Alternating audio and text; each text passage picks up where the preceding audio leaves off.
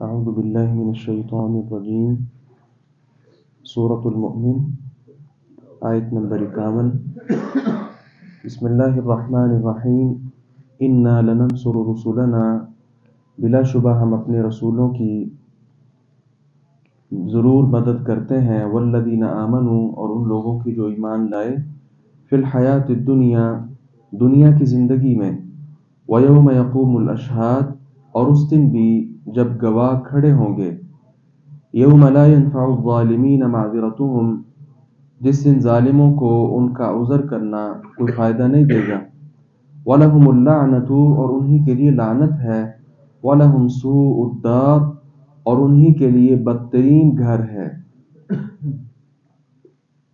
سورہ مبارکہ کے آغاز سے یہاں تک جو ہم نے آیات پڑھی ہیں ان کا ماحصل یہ ہے کہ نوح علیہ السلام کی قوم نے اور ان کے بعد آنے والے رسولوں کی امتوں نے اپنے رسولوں کو جھٹلایا، حق کو شکست دینے کے لیے باطل طریقے کے ساتھ انہوں نے کج بحثی کی، اپنے رسول کو گرفتار کرنے کے لیے بہت زیادہ کوششیں کی مگر وہ اپنے ارادے میں کامیاب نہ ہو سکے۔ پھر اللہ رب العزت نے دنیا میں ان پر ہلاکت اور آخرت کا جو عذاب ہے وہ تیار کر رکھا ہے۔ اسی طرح موسیٰ علیہ السلام کے دفاع کا بھی ہم نے پڑھا، کس طرح وہ بندہ مومن بھی جو اپنے ایمان کو چھپا رہا تھا اور آل فرعون سے تھا، موسیٰ علیہ السلام کی کس قدر اس نے حمایت کی اور فرعون کی ہر طرح کی سختی سے اللہ رب العزت نے جناب موسیٰ علیہ السلام کو محفوظ فرما لیا۔ تو یہ آیت مبارکہ بڑی جامع ہے کہ اللہ تعالیٰ نے فرمایا کہ ہم واقعی یقینی طور پر اپنے رسولوں کی مدد کرتے ہیں، اہل ایمان کی مدد کرتے ہیں۔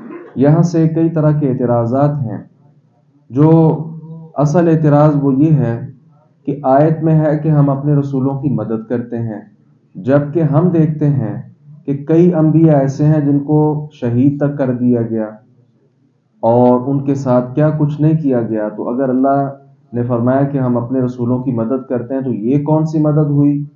نبی مکرم صلی اللہ علیہ وسلم کو دیکھ لیجئے، طائف کے میدان میں پتھر پڑے ہیں، بعض جنگوں میں آپ صلی اللہ علیہ وسلم کو شدید نقصان اٹھانا پڑا ہے۔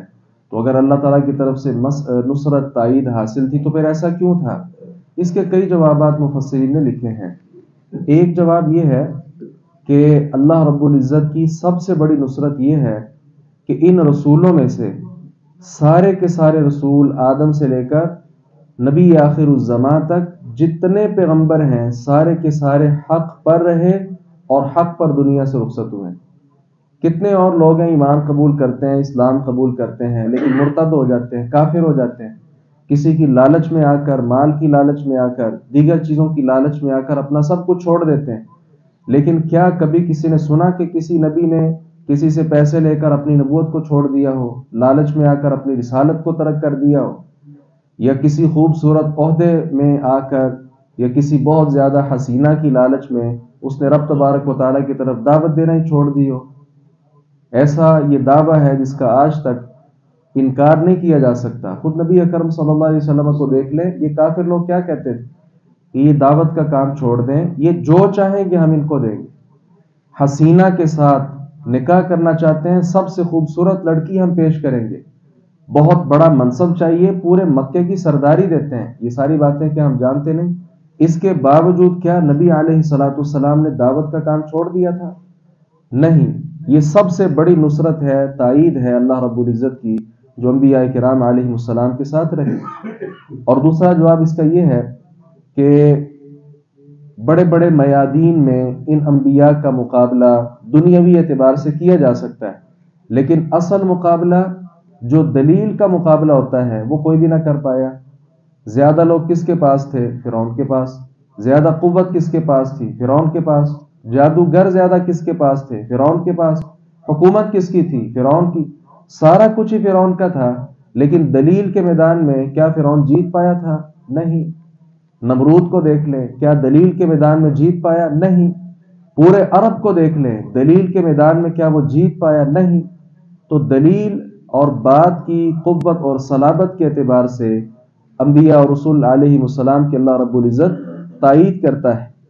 اور اسی طرح تیسرا جواب اس کا یہ ہے کہ کفار جس قدر بھی مال و دولت کے ساتھ، اسلحے کے ساتھ مسلح ہوں، جو کچھ بھی ان کے پاس ہو، انبیاء کے دل میں آج تک یہ بات نہیں آئی کہ یہ لوگ ہم سے بہتر ہیں۔ کیوں؟ وہ اللہ رب العزت کے منکر ہیں، آخرت کے منکر ہیں، رسولوں کے منکر ہیں۔ تو گویا قلبی طور پر بھی کبھی کوئی نبی ڈگمگایا نہیں کہ شاید یہ حق پر ہوں، کیونکہ ان کو سب کچھ ملا ہوا ہے۔ جس طرح ہمارے ہاں لوگ سمجھتے ہیں کہ میرے پاس مال ہے تو یہ حق پر ہونے کی دلیل ہے، اللہ راضی ہے تو دے رہا ہے۔ یہ غلطی ہے، یہ فہم کی کج بحثی ہے، کج روی ہے، اور اس کے کئی جواب جو ہیں وہ مفسرین نے دیے ہیں۔ علی کل حال اللہ تعالیٰ کا جو فرمان ہے کہ ہم اپنے رسولوں کی تائید کرتے ہیں، نصرت کرتے ہیں، یہ بات بالکل برحق ہے، اور انبیاء اور رسول سارے جتنے بھی آئے اللہ تعالیٰ نے سب کی نصرت اور تائید کی ہے۔ ہاں بعض فضول واقعات نبیوں کی طرف لگا دیے گئے، جس طرح ہم پیچھے وہ پڑھ چکے ہیں جناب ایوب علیہ السلام، جن کے متعلق لوگ باتیں کرتے ہیں کہ وہ علیہ باللہ کوڑ کی بیماری کا شکار ہو گئے، لوگوں نے کچرے پر ان کو پھینک دیا، یہ ہوا وہ ہوا۔ یہ ساری باتیں کیا ہیں؟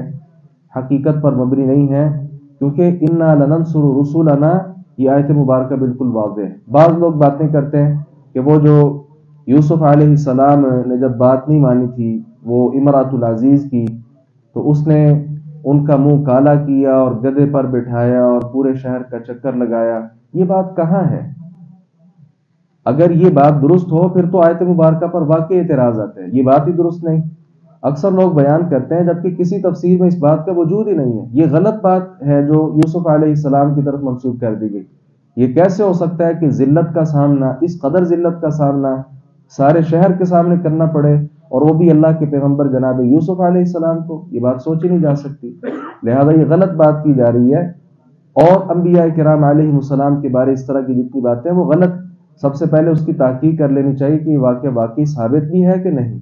اس لیے انبیاء اور رسول کی جو تائید ہے اللہ رب العزت ان کے ساتھ اہل ایمان کی بھی فرماتا ہے، کہا دنیا کی زندگی میں بھی اور آخرت کی زندگی میں بھی۔ ظالم لوگ جو ہیں مشرک، یہ اس دن معذرت کریں گے اللہ تعالیٰ سے، ہم معذرت کرتے ہیں اپنے جرموں کی، لیکن ان کی معذرت قبول نہیں کی جائے گی، ان پر لعنتیں برسیں گی اور ہمیشہ ہمیشہ جہنم کے عذاب میں رہیں گے۔ اب یہاں بھی جو لعنت کا برسنا ہے اور ہمیشہ ہمیشہ عذاب کے اندر رہنا ہے، رسولوں کی اہل ایمان کی اتنی تائید کافی نہیں ہے کہ اللہ تعالیٰ ان کو ایسی لعنت میں نہیں بھیجے گا۔ یہ آخرت کے اندر رسولوں کی تائید اور نصرت۔ بہرحال تمام انبیاء کرام علیہ السلام پر ہمارا ایمان ہے، وہ دنیا میں آئے، اللہ تعالیٰ کا پیغام آگے پہنچایا، پھیلایا، سختیاں انہوں نے برداشت کیں، جس کے ساتھ ان کے مزید اللہ تعالیٰ کے ہاں درجات بلند ہوئے۔ کچھ آزمائشیں ان کو اللہ تعالیٰ نے آزمائشوں میں ڈالا تھا، یہ اللہ تعالیٰ کا طریقہ ہے، آزمائش میں ڈال کر بندے کو پہلے سے زیادہ جو رتبہ ہے وہ عطا کر دیتا ہے۔ اس لیے انسان کو چاہیے دنیا میں کبھی بھی کافروں سے مرعوب نہ ہو، ان کے لباس سے، وضاقتہ سے، دیگر معاملات سے، اسے چاہیے کہ اپنی دنیا بھی اچھی بنائے اور آخرت بھی اچھی بنائے۔ اللہ تعالیٰ سے دعا ہے باری تعالیٰ حق بات کو سمجھنے اور اس پر عمل پیرا ہونے کی توفیق عطا فرمائے۔